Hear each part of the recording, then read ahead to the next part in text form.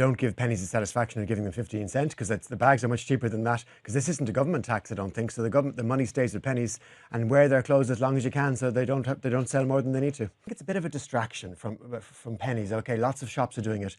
But Penneys' business model is, it's a fast fashion brand. It's pile them high, sell them cheap, get people to buy more than they need.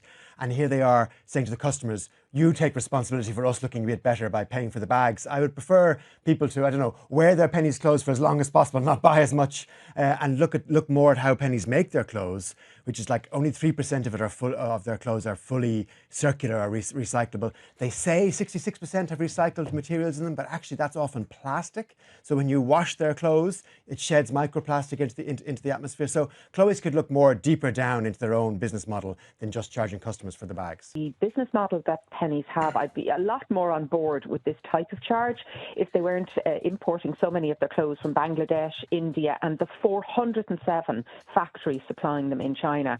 So it is a little bit, disingenuous to be charging the customer at this end. But look, I think we all know when you buy something in a paper bag, what happens is when you get it home, it goes straight into your own recycler. So you're paying now an extra charge to put it in your bin instead of theirs.